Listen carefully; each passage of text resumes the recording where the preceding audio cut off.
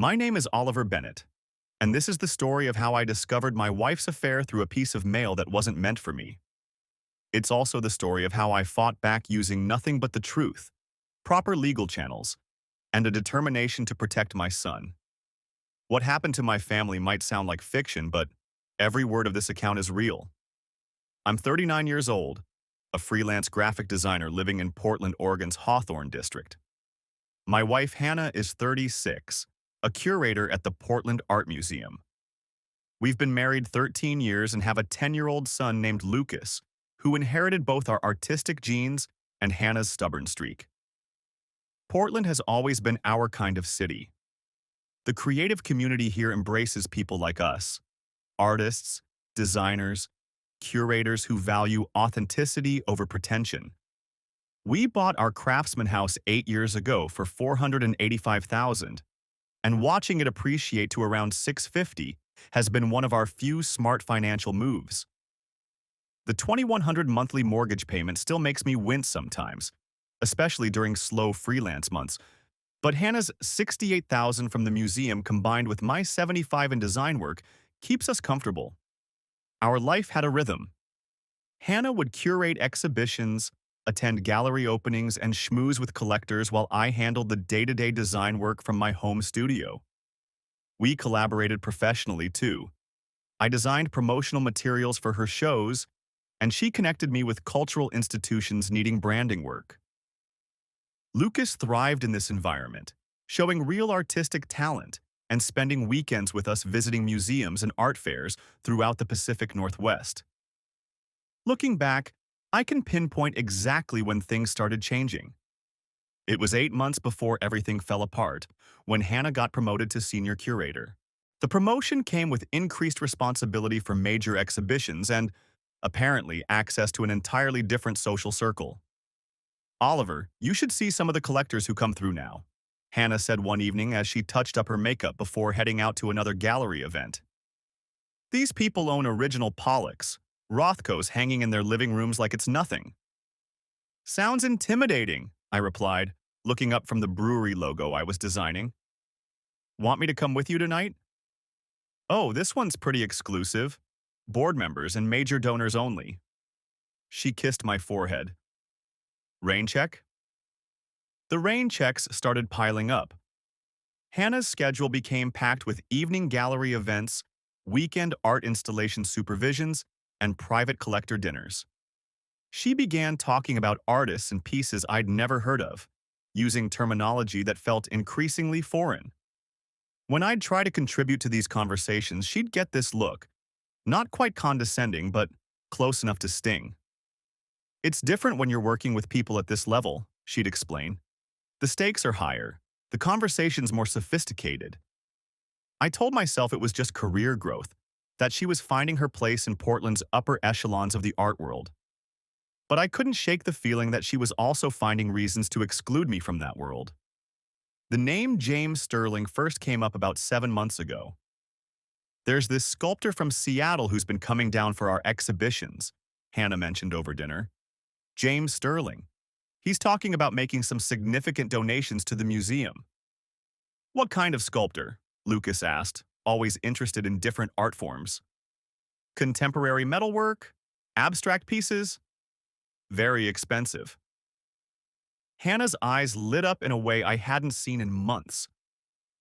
"He has this incredible eye for emerging artists, and the resources to actually support them."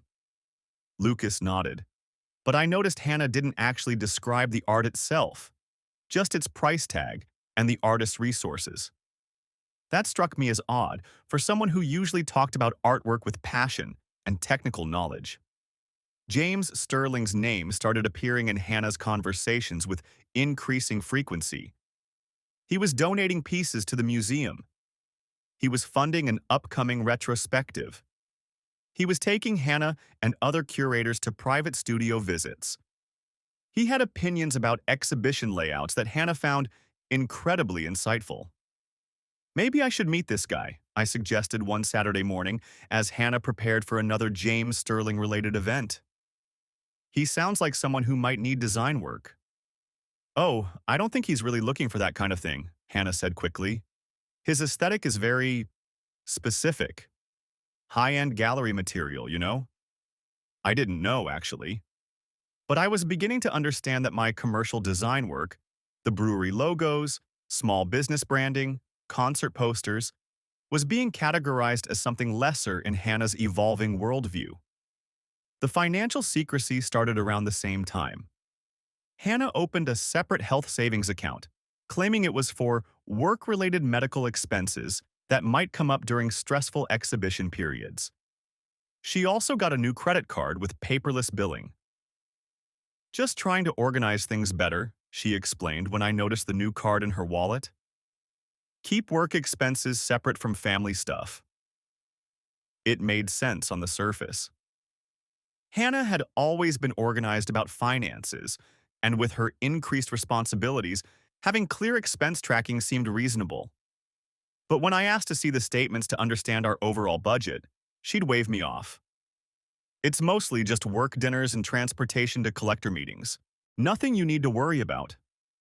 By the third month of this new arrangement, our joint checking account was seeing less of Hannah's income while she claimed higher work-related expenses. The difference wasn't dramatic, maybe $800 to $1,000 monthly, but it was noticeable for someone like me who tracked every dollar. Are you getting reimbursed for these work expenses? I asked during one of our monthly budget reviews. Some of them. The museum covers certain things, but you know how it is with cultural institutions. They expect curators to invest in relationship building. I didn't know how it was, actually. My freelance clients paid expenses or they didn't. But Hannah's tone suggested I wouldn't understand the sophisticated world of museum politics. The Tuesday evening that changed everything was March 21st. I remember it specifically because I was working late on a logo design for a local brewery, one of those lesser commercial projects that was actually paying our mortgage. Hannah had left an hour earlier for what she called an important collector dinner downtown. "Don't wait up," she'd said, kissing my cheek. "These things can run late, and James wants to discuss the retrospective timeline." I'd nodded and returned to my design work, pushing down the familiar frustration of being excluded from yet another aspect of my wife's professional life. Lucas was already asleep, and the house felt particularly quiet as I worked through logo variations on my computer screen. That night, Hannah didn't come home until after 2 a.m. I heard her car in the driveway and listened to her carefully quiet footsteps on the stairs. When I asked about the dinner the next morning, she was vague. "Just planning logistics for upcoming exhibitions. You know how these collector events can drag on." But there was something different in her voice, a kind of satisfied tiredness that reminded me of how she used to sound after particularly good days early in our marriage. It was a contentment I hadn't heard in months, and it definitely wasn't coming from her interactions with me. The mail arrived on Wednesday morning while I was setting up my workspace for another day of design projects. I usually brought in the mail when I took my coffee break, but that morning the postal carrier knocked on my studio door. "Got one here that wouldn't fit in the box," he said, handing me a thick manila envelope along with the regular stack. "Addressed to H. Bennett." I thanked him and glanced at the return address. Dr. Patricia Foster, licensed clinical psychologist. The envelope was marked "confidential" in red letters. My immediate assumption was that it had something to do with Lucas. His school had mentioned the possibility of psychological evaluation for gifted students, and H. Bennett could easily refer to our son. His middle name is Harrison, after Hannah's father.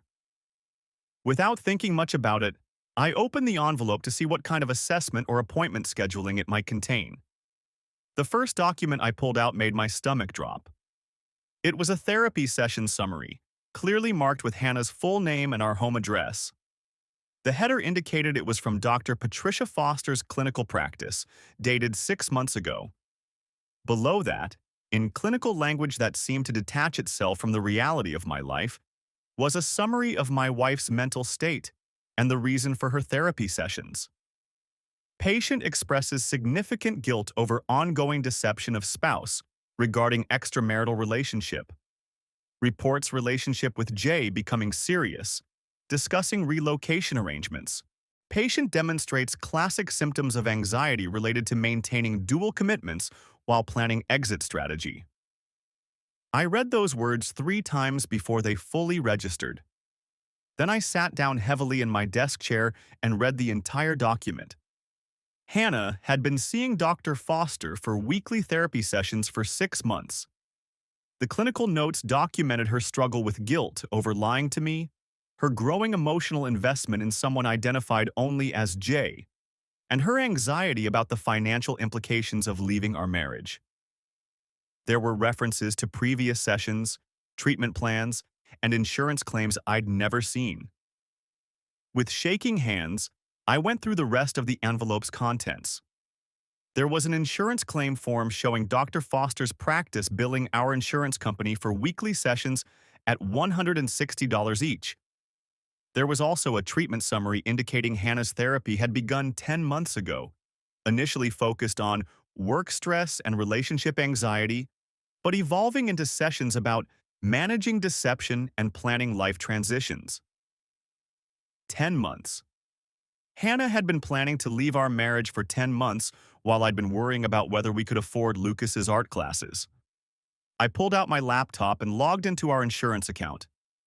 Hannah had switched to paperless billing 8 months ago, claiming it was more environmentally responsible. All the explanation of benefit statements for Dr. Foster's practice had been going to Hannah's new separate email address, an address I didn't even know existed. The financial trail was staggering. Over 6 months, Hannah had incurred $3,200 in therapy costs, not including whatever she'd paid out of pocket for sessions that exceeded our insurance coverage. This explained at least part of the mysterious work expenses that had been draining her income. But the money was nothing compared to the betrayal laid out in clinical detail across these professional documents. Hannah hadn't just been having an affair. She'd been systematically planning our family's destruction while maintaining the facade of marriage counseling that could have helped us. Instead of addressing problems in our relationship, she'd been preparing to abandon it. I spent the next hour reading through Dr. Foster's notes, each detail cutting deeper than the last. Patient reports attraction to Jay's financial security and cultural sophistication. Describes current spouse as limiting to her professional growth and social aspirations. Expresses fear of poverty if marriage ends, but increasing confidence that relationship with Jay offers long-term stability. Patient discusses timeline for disclosure to spouse, weighing optimal moment against Jay's establishment in Portland cultural scene. Reports coordinating exhibition schedules with personal relationship decisions. Patient exhibits significant anxiety about impact on child, but maintains that relocation to higher socioeconomic environment would benefit family long-term. Demonstrates rationalization patterns typical of individuals justifying harmful behavior through perceived future benefits. The clinical language made it worse somehow. Hannah's betrayal was being documented with the same professional detachment as a broken bone or a routine physical exam. But these weren't symptoms. They were calculated decisions to deceive me while I worried about our budget and took care of our son. The most devastating notes came from more recent sessions. Patient reports increased physical intimacy with Jay and decreased emotional availability to spouse. Acknowledges spouse's growing isolation but maintains that honest disclosure would be premature, given uncertain timeline for Jay's commitments to Portland scene. I closed the laptop and sat in my studio for a long time, watching the rain streak down the windows. 10 months of marriage while my wife planned her exit strategy. 10 months of me trying to be supportive of her career growth, while she systematically excluded me from her professional life. 10 months of wondering why she seemed distant while she was literally receiving professional guidance on how to manage her deception. The anger came in waves. First at Hannah for the betrayal, then at myself for missing the signs, then at the entire situation that had reduced my family to clinical notes in a therapist's file. But underneath the anger was something more useful. Clarity. I finally understood why Hannah had become so secretive about her finances, why she'd started talking about her colleagues and their world as something I couldn't comprehend, why she'd been coming home late with that satisfied tiredness. She'd been building a parallel life while I'd been designing logos and taking care of our son. But I also realized something else. Hannah's therapy records weren't just evidence of betrayal. They were evidence of systematic deception that could have legal implications. If she'd been using our family resources to plan her exit strategy while hiding assets and income, there could be consequences beyond the emotional devastation. I carefully put all the documents back in the envelope and locked it in my studio filing cabinet. Then I did something I'd never thought I'd need to do. I started researching divorce attorneys. That evening, Hannah came home at her usual time, around 7:30. She kissed my cheek and asked about my day while warming up leftover takeout for dinner. "How was the museum today?" I asked, watching her face carefully. "Busy. We're finalizing details for the spring retrospective. James has been incredibly helpful with the donor coordination." Her voice had that same satisfied tone I'd heard the night before. She was happy, genuinely happy, in a way she hadn't been with me in months. But now I knew why. "That's great," I said.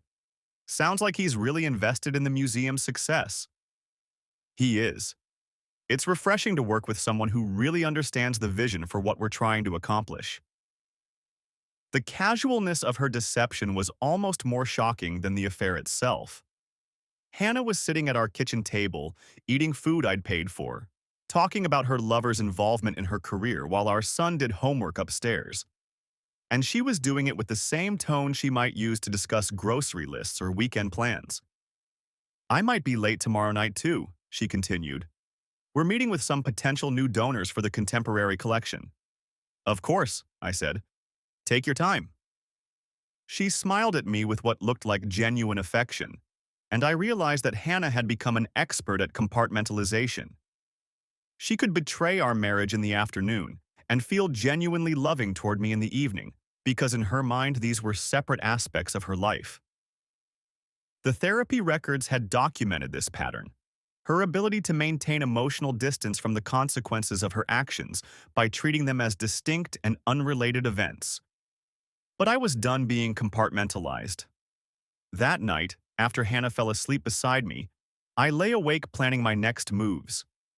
I had evidence of a systematic affair, financial deception, and plans to relocate my son to another state. More importantly, I had professional documentation of all these things created by a licensed therapist who had a legal obligation to maintain accurate records. Hannah had been planning her exit strategy for 10 months. Now it was time for me to plan mine.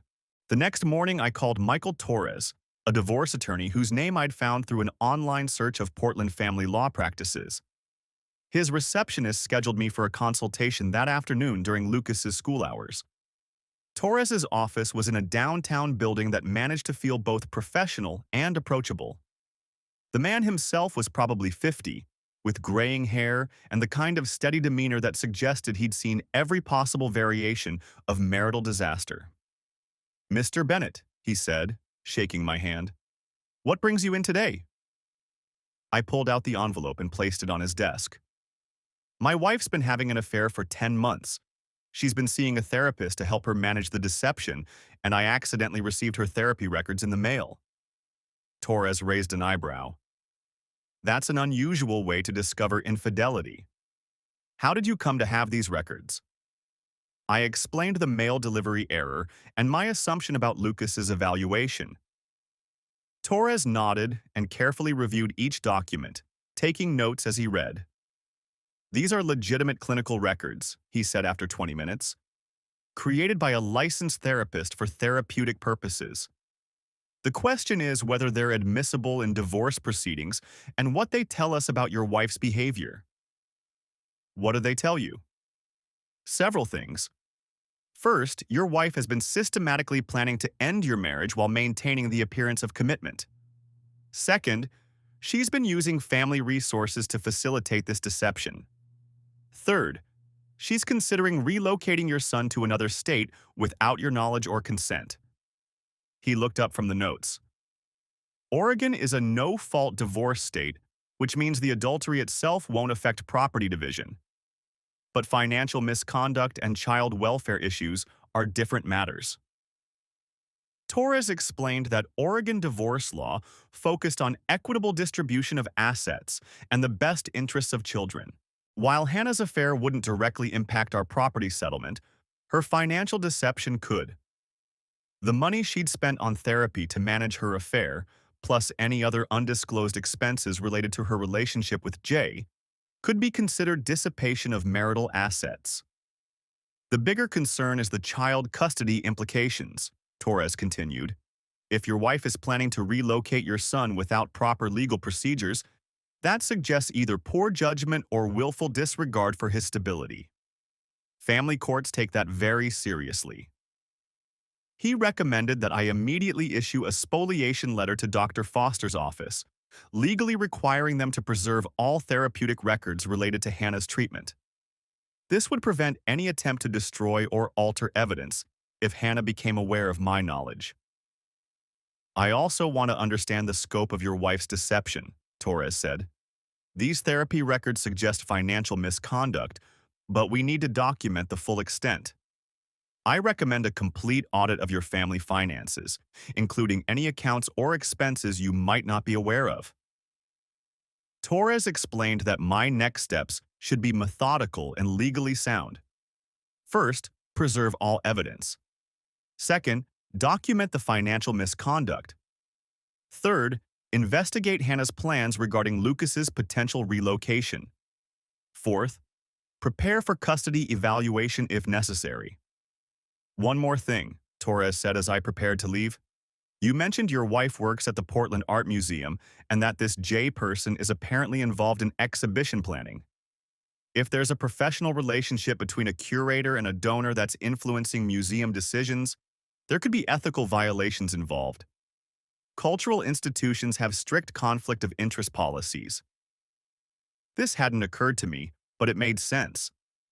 Hannah's therapy records indicated that her relationship with Jay was affecting her professional decisions, including exhibition timelines. If James Sterling was making donations to the museum while having an affair with a curator who controlled those exhibitions, both of them could be violating institutional ethics policies. Should I report this to the museum? I asked. Let's gather more information first.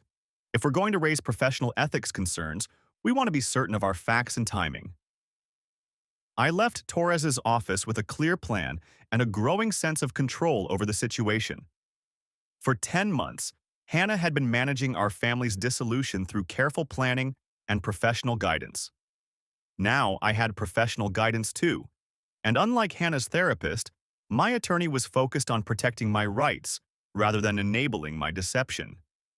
That afternoon, I began my own investigation. I started by reviewing 3 years of bank statements, credit card bills, and financial records. The pattern was subtle but clear. Beginning about 10 months ago, Hannah's financial behavior had changed significantly. The separate health savings account and credit card were just the beginning. Hannah had also opened an individual checking account at a different bank, started using a separate cell phone plan, and begun claiming significantly higher work-related expenses.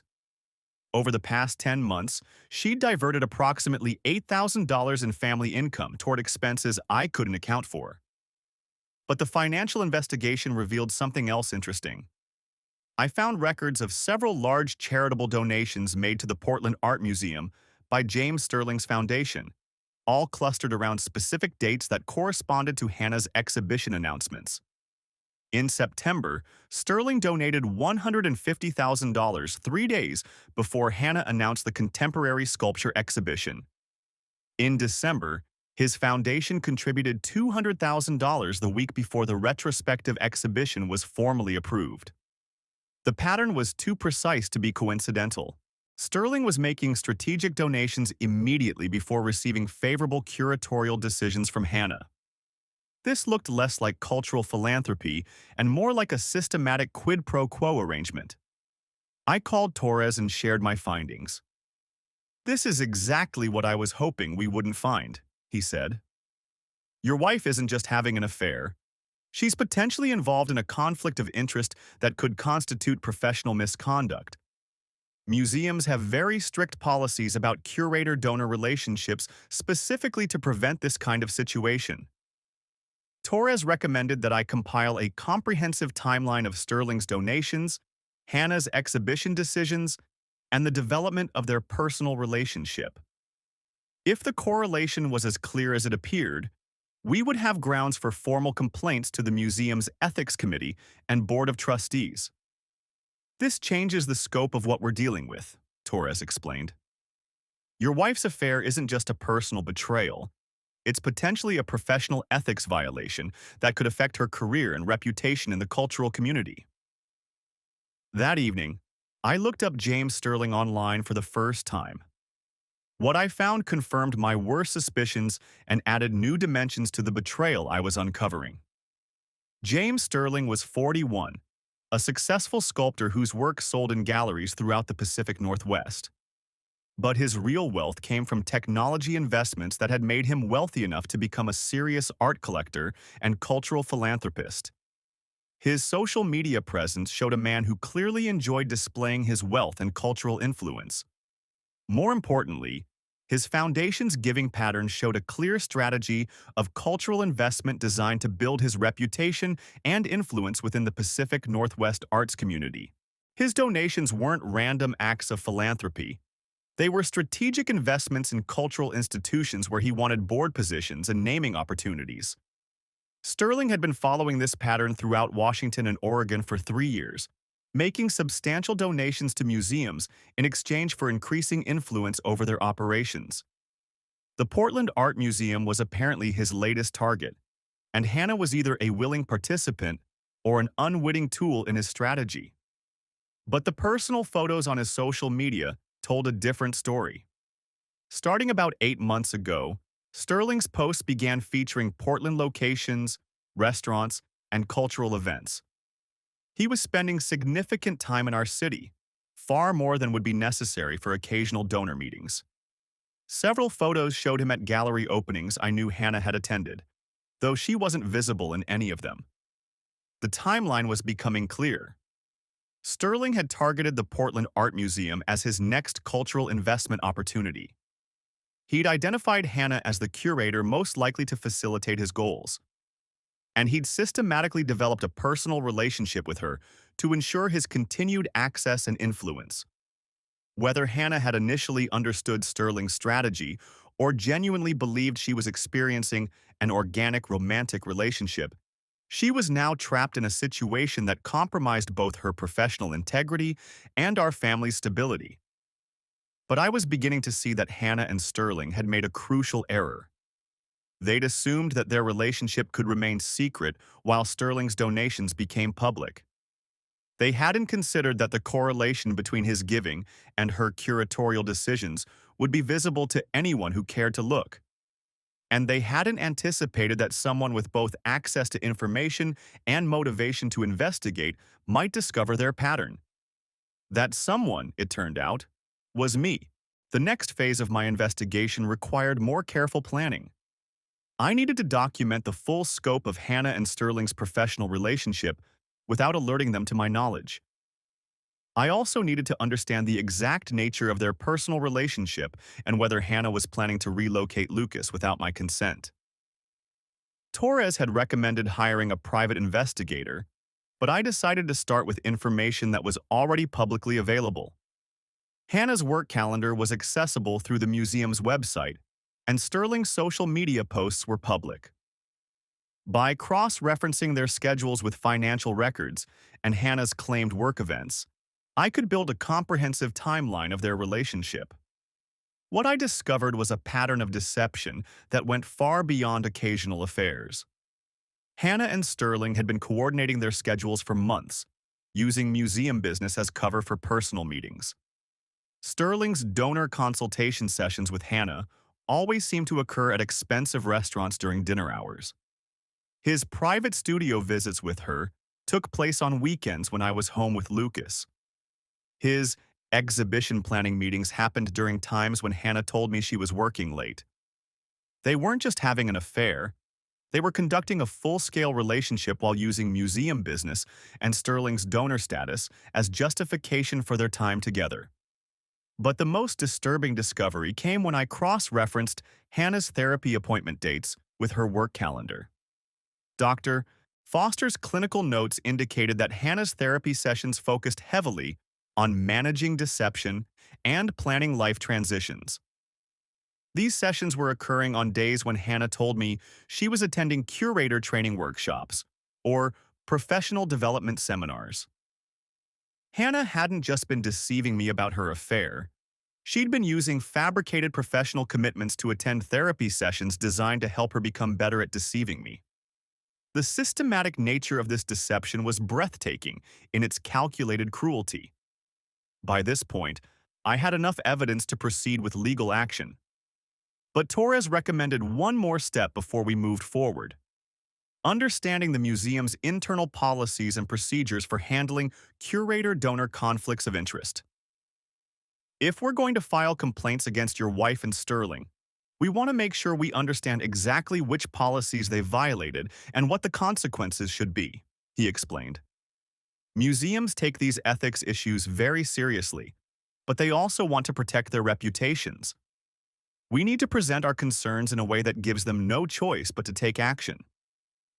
I spent the next day researching the Portland Art Museum's ethics policies, board structure, and complaint procedures. What I found was a comprehensive framework designed specifically to prevent the kind of relationship Hannah and Sterling had developed. The museum's conflict of interest policy explicitly prohibited curators from having personal relationships with donors that could influence curatorial decisions. It required disclosure of any personal connections between staff members and museum supporters, and it established clear procedures for investigating violations and implementing sanctions. More importantly, the museum's board of trustees included several prominent Portland business leaders and cultural figures who would recognize immediately the reputational damage that could result from a curator-donor affair becoming public knowledge. Torres and I spent our next meeting developing a comprehensive strategy for exposing Hannah and Sterling's relationship while protecting my rights as a husband and father.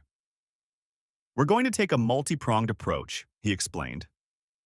First, we'll issue the spoliation letter to Dr. Foster's office to preserve all therapeutic records. Second, we'll file formal complaints with the museum's ethics committee and board of trustees. Third, we'll prepare for divorce proceedings that focus on financial misconduct and child custody issues. And fourth, we'll document everything in case this becomes a public matter. Torres also recommended that I contact a cultural journalist who might be interested in the broader story of donor influence and curator ethics in regional museums. Sometimes the threat of media attention is more effective than actual publicity, he said. Cultural institutions are very sensitive to anything that might damage their reputation for integrity. But before implementing this strategy, Torres wanted me to make one more attempt at private resolution. Call your wife, he said. Tell her you know about the affair and that you want to discuss separation arrangements privately before involving outside parties. Give her a chance to end this relationship and work out custody and financial agreements without destroying her career. I was reluctant to give Hannah any warning, but Torres's logic made sense. If Hannah was willing to end her relationship with Sterling and work out reasonable terms for divorce and custody, we could avoid the professional destruction that would result from public exposure of their ethics violations. That evening, I waited until Lucas was asleep before approaching Hannah in our bedroom. We need to talk, I said, sitting down across from her. She looked up from her book with mild curiosity. What's on your mind? I know about James Sterling. The change in Hannah's expression was immediate and complete. The mild curiosity vanished, replaced by what looked like genuine panic. Oliver, I know about the affair. I know about the therapy sessions. I know about the donations timed to match your exhibition decisions. I know about your plans to relocate to Seattle. Hannah's face went through several expressions: shock, fear, anger, and finally a kind of resigned exhaustion. "How long have you known?" she asked quietly. "Long enough to understand the scope of what you've been doing. Long enough to document the financial misconduct and professional ethics violations. Long enough to consult with a divorce attorney and understand my legal options." Hannah sat silent for several minutes, and I could almost see her calculating her response. Finally, she looked at me with something approaching her old honesty. "It wasn't supposed to happen this way," she said. "James and I started as professional colleagues. He's incredibly knowledgeable about contemporary art, and his donations were helping us build exhibitions that would establish Portland as a major cultural destination." "And the personal relationship?" "Developed over time."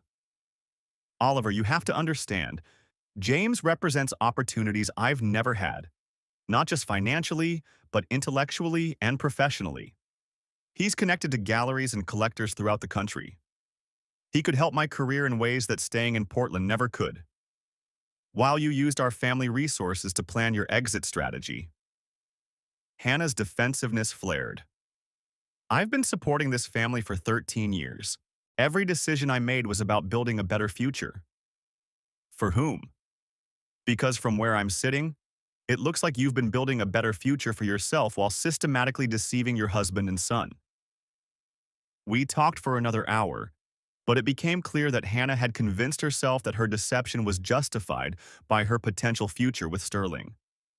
She genuinely believed that relocating to Seattle with a wealthy collector would benefit Lucas, despite the disruption to his current life and relationship with me. More troubling, Hannah showed no understanding of the professional ethics violations she'd committed. In her mind, Sterling's donations and their personal relationship were separate matters that happened to occur simultaneously. She couldn't or wouldn't recognize that her curatorial decisions had been compromised by personal interests.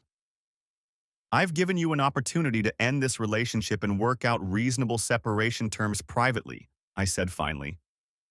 "But if you're planning to continue this affair and try to relocate Lucas without my consent, I'll have no choice but to expose the professional misconduct and fight for full custody." Hannah's response confirmed that private resolution wasn't possible. "James and I are planning our future together. Lucas deserves opportunities that being with James can provide. I'm not going to let your jealousy interfere with what's best for our son." The conversation ended with Hannah sleeping in our guest room and me calling Torres first thing the next morning. "She's not backing down," I told him. "She's convinced that what she's doing is justified, and she's planning to proceed with relocation." "Then we proceed with exposure," Torres replied. "I'll draft the formal complaints today and issue the spoliation letter to Dr. Foster's office. Are you ready for this to become public knowledge?" I thought about Lucas, about the life we'd built in Portland, about the career I'd established in the local design community. Then I thought about Hannah's systematic deception and her plans to relocate my son to accommodate her affair with a wealthy collector. "I'm ready," I said. Torres's first step was issuing a legal demand to Dr. Foster's office, requiring preservation of all records related to Hannah's treatment. The spoliation letter established that any destruction or alteration of therapeutic records would constitute evidence tampering and result in legal sanctions. Within 24 hours, we received confirmation that Dr. Foster's office was preserving all records and would comply with any proper legal demand for their release. This meant that Hannah couldn't rely on therapeutic confidentiality to hide the evidence of her systematic deception. Our next step was filing formal complaints with the Portland Art Museum's Ethics Committee and Board of Trustees. Torres crafted careful, factual letters that documented the correlation between Sterling's donations and Hannah's curatorial decisions without making accusations we couldn't prove.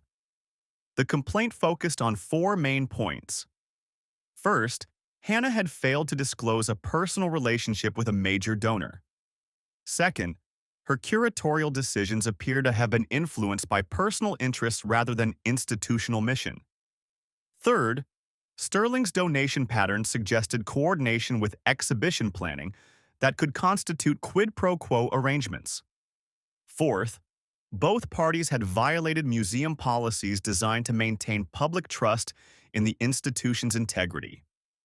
We also sent copies of our complaint to several members of the museum's board of trustees, including the chairman and the ethics committee chair. Torres explained that board members had fiduciary responsibility to investigate ethics violations and could face personal liability if they failed to respond appropriately. Cultural institutions are extraordinarily sensitive to anything that might damage their reputation, Torres explained. Museums depend on public trust and donor confidence. When board members realize that a curator-donor affair could result in bad publicity and potential legal liability, they act quickly. The third component of our strategy was contacting Sarah Finley, an independent cultural journalist who covered Pacific Northwest arts institutions. Finley had written several articles about donor influence and museum governance that suggested she would understand the significance of what we'd discovered. I called Finley and explained that I had documented evidence of potential ethics violations involving the Portland Art Museum. Rather than providing details over the phone, I arranged to meet her for coffee and share copies of financial records showing the correlation between Sterling's donations and Hannah's exhibition decisions. Finley reviewed our documentation with the thoroughness of an experienced investigative reporter.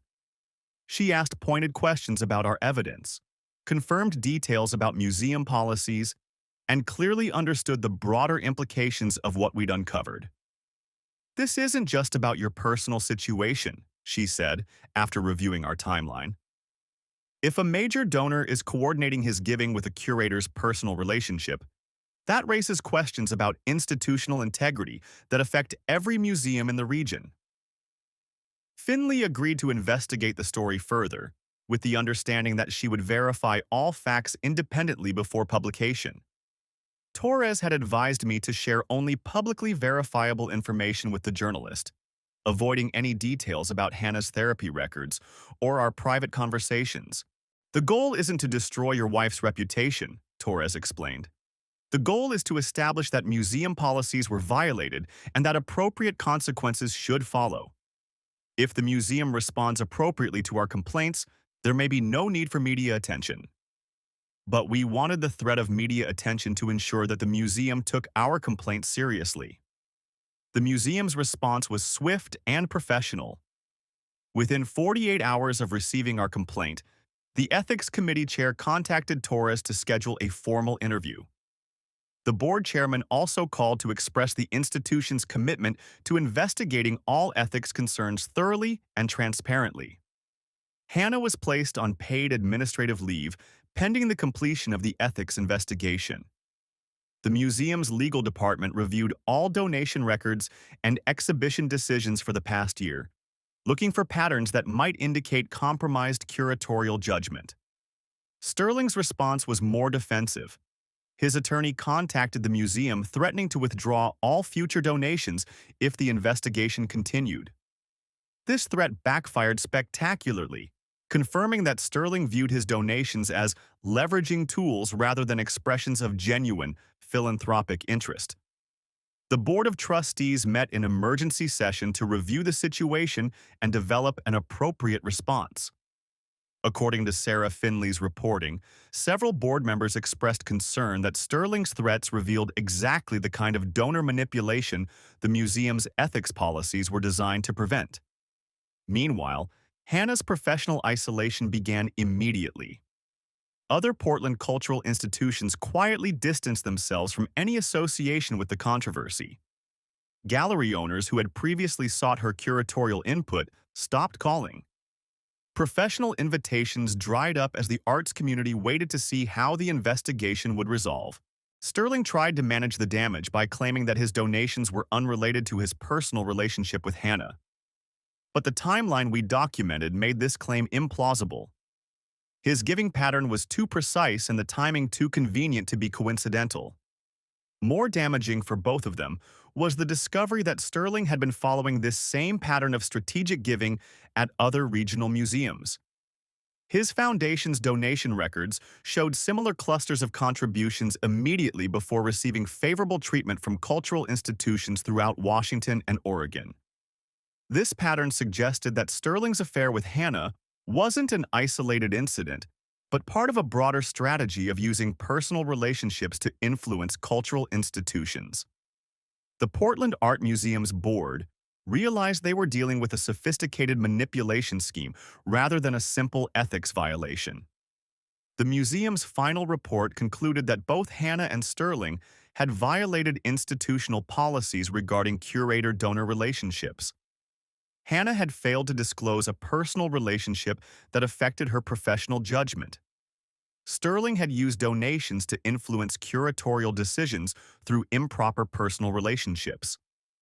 The consequences were severe but appropriate. Hannah was offered the opportunity to resign rather than face termination, which she accepted. Sterling was permanently banned from making donations to the museum, and his name was removed from all exhibition materials and donor recognition displays. More significantly, the museum board implemented new policies requiring disclosure of any personal relationships between staff members and donors, regardless of whether those relationships appeared to influence institutional decisions. They also established clear protocols for investigating ethics violations and protecting whistleblowers who reported potential misconduct. Sarah Finley's article about the situation was published 3 weeks after our initial complaint. Her reporting focused on the broader issues of donor influence and institutional integrity rather than the personal details of Hannah and Sterling's affair. But the article clearly established that both individuals had violated museum policies and that the institution had responded appropriately. The publicity effectively ended both Hannah's career prospects in Portland and Sterling's influence within the regional cultural community. Other museums became cautious about accepting large donations from Sterling's foundation, and Hannah found herself unable to secure curatorial positions at Pacific Northwest institutions. While this professional destruction wasn't our primary goal, it was a natural consequence of their decision to compromise institutional integrity for personal advantage. Torres had warned them that ethics violations in the cultural community would have lasting career implications, but they had chosen to proceed anyway. The divorce proceedings moved forward simultaneously with the museum investigation. Oregon's no-fault divorce laws meant that Hannah's adultery didn't directly affect property division, but her financial misconduct did. The court reviewed our documentation of Hannah's hidden expenses, separate accounts, and diversion of family income toward facilitating her affair. While $8,000 wasn't a massive amount, the systematic nature of the deception demonstrated a pattern of financial dishonesty that influenced the final settlement. More important was the custody evaluation. Lucas had been disrupted enough by the separation and Hannah's sudden job loss. The court-appointed child psychologist found that relocating him to Seattle to accommodate Hannah's relationship with Sterling would be harmful to his emotional development and school stability. The custody arrangement awarded me primary physical custody with joint legal custody shared between Hannah and me. Lucas would spend weekends and school holidays with Hannah, but his primary residence would remain in Portland, where his school, friends, and extended support network were established. Hannah initially fought this arrangement, arguing that Sterling's wealth could provide Lucas with educational and cultural opportunities unavailable in Portland. But the court found that stability and attachment relationships were more important than financial advantages, especially when those advantages came through a relationship that had already demonstrated poor judgment and ethical compromises. The financial settlement divided our assets equitably, with me retaining the family home due to having primary custody of Lucas. Hannah received her portion of our equity and retirement savings, but she was also responsible for repaying the family funds she'd diverted toward her affair-related expenses. Sterling disappeared from the Portland cultural scene entirely, returning to Seattle where his reputation had also suffered. His plans for museum board positions and cultural influence were derailed by the ethics scandal, and his attempts to establish a cultural legacy through strategic philanthropy had backfired completely. Hannah eventually found work with a commercial interior design firm in Phoenix, a significant step down from her museum curator position, but the only opportunity available given her damaged reputation in the cultural community. She relocated there 6 months after our divorce was finalized, maintaining her scheduled visits with Lucas through video calls and planned vacations. The divorce was finalized 8 months after I'd accidentally received Hannah's therapy records in the mail. Throughout this period, Lucas had remained my primary focus. Child psychologists and family counselors helped him understand that his parents' divorce wasn't his fault, and that both of us would continue to love and support him despite living separately. Lucas adjusted remarkably well to our new arrangements. Having a consistent home base with me while maintaining regular contact with Hannah seemed to provide the stability he needed during a difficult transition. His art projects became a way for him to process the family changes, and his teachers reported that he was thriving academically and socially. 6 months after the divorce was finalized, I received an unexpected opportunity that validated my decision to fight for our family's integrity. The Portland Art Museum contacted me about designing their new brand identity as part of their institutional renewal following the ethics scandal. "We want to work with someone who represents authentic Portland values," the interim director explained. "Your handling of this situation demonstrated exactly the kind of integrity we want to rebuild our reputation around." The museum rebranding project led to additional work with other cultural institutions throughout the Pacific Northwest. My reputation as someone who had stood up for ethical principles while protecting family interests resonated with organizations that valued integrity over expedience. Bennett Design Group expanded from my home studio operation to a full-service agency, employing 12 designers and artists. Our specialty became working with cultural institutions and nonprofit organizations that prioritized mission over profit and values over convenience. The professional growth was satisfying, but the personal growth was more important. Lucas and I developed a closer relationship as we navigated our new family structure together.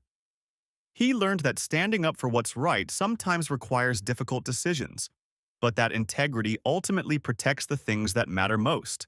2 years after the divorce, I met Jessica Ward at one of Lucas's school art exhibitions.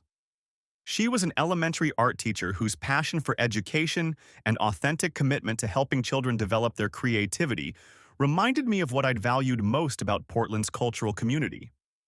Jessica and I started as friends, bonding over shared values about arts education and child development. Our relationship developed slowly and carefully, with both of us prioritizing Lucas's comfort and adjustment over our personal desires for companionship. When we decided to move in together a year later, it was with Lucas's enthusiastic approval and a shared commitment to building a family based on honesty, stability, and mutual support. Jessica brought her own artistic perspective and educational experience to our household, creating an environment where creativity and learning were celebrated rather than commodified. Hannah's contact with Lucas stabilized into a healthy pattern of regular video calls and planned visits during school breaks. She seemed to be rebuilding her life in Phoenix, and her new work in commercial design was providing the financial stability she needed without the ethical complications of her museum career. More importantly, Hannah appeared to be developing better understanding of the damage her deception had caused to Lucas and to our family. Her therapy continued in Phoenix, but now focused on accepting responsibility for her choices rather than managing their concealment. Sterling's presence in our lives ended completely after the museum investigation concluded. His attempt to use wealth and cultural influence to manipulate institutional relationships had failed spectacularly, and his reputation in Pacific Northwest art circles never recovered from the ethics scandal. 5 years after receiving that incorrectly delivered envelope, I can say that fighting for truth and integrity was the right decision for our family. Lucas is now 15, thriving in high school, and planning to apply to art programs at several colleges. He has a strong relationship with both his parents and a clear understanding that ethical behavior sometimes requires difficult choices. The Bennett Design Group has become a respected voice in Pacific Northwest cultural branding, known for working with institutions that prioritize mission and values over financial expedience. Our client list includes museums, galleries, arts education programs, and nonprofit organizations throughout the region. Jessica and I married 2 years ago in a small ceremony that included Lucas as best man and Hannah as a guest who could genuinely celebrate our family's happiness. The relationship that began in crisis had evolved into a partnership based on shared values and authentic commitment to each other's growth. The Portland Art Museum recovered from the ethics scandal stronger than before, with new policies and leadership that prioritize transparency and integrity. They've become a model for other cultural institutions dealing with donor influence and conflict of interest issues.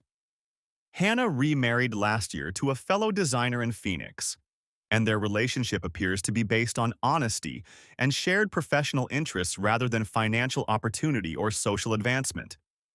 Her visits with Lucas have become genuinely enjoyable for all of us, demonstrating that family relationships can heal when built on truth rather than deception. Looking back, I realized that receiving Hannah's therapy records was both devastating and fortunate. Devastating because it revealed the extent of betrayal I hadn't suspected. Fortunate because it gave me the evidence needed to protect my son and myself from the consequences of systematic deception. The experience taught me that integrity isn't just about personal values. It's about protecting the people and institutions that depend on honest behavior. Hannah and Sterling's affair might have been a private matter, but their decision to compromise museum ethics and family stability made it a public concern that required decisive action. I learned that fighting for what's right sometimes means accepting difficult consequences, but that the alternative, allowing deception and manipulation to continue, creates even worse outcomes for everyone involved. Lucas learned that his father would protect our family's interests regardless of personal cost, and that lesson has become a foundation for his own developing character. Most importantly, I discovered that building a life based on authentic values attracts people who share those values. The cultural community that embraced Bennett Design Group, the educational colleagues who welcomed Jessica into our lives, and the institutional clients who trusted us with their missions all recognized that integrity creates better outcomes than expedience. The medical records that accidentally arrived at my door revealed more than Hannah's affair. They revealed the systematic deception that was destroying our family's foundation. But responding to that revelation with careful planning, legal guidance, and unwavering commitment to truth ultimately created opportunities for all of us to build better lives. Hannah found work that matched her actual skills rather than social aspirations. Lucas developed resilience and character through navigating family crisis with honesty and support. Jessica and I built a partnership based on shared values rather than romantic fantasy. And I learned that protecting what matters most sometimes requires fighting battles you never wanted to fight. The story that began with a piece of mail delivered to the wrong address ultimately became a story about the power of truth to transform difficult circumstances into opportunities for growth. That transformation wasn't easy or immediate, but it was authentic and lasting in ways that Hannah's deception could never have been. Today, our family includes Jessica and me, Lucas, who splits his time between Portland and Phoenix, and Hannah, who has rebuilt her life around honest relationships and work that reflects her actual talents rather than her social ambitions. We've all learned that integrity creates possibilities that deception destroys, and that lesson continues to guide our decisions years after the crisis that taught it to us. The envelope marked "confidential" that started this story was intended to help Hannah manage her deception more effectively. Instead, it became the tool that allowed truth to prevail and our family to rebuild itself on a foundation that could actually support our future growth. Sometimes the most devastating discoveries create opportunities for the most important transformations, if you have the courage to pursue truth rather than convenient fiction. That courage was the most valuable thing I learned from the worst experience of my life, and it continues to guide every decision I make for our family's future.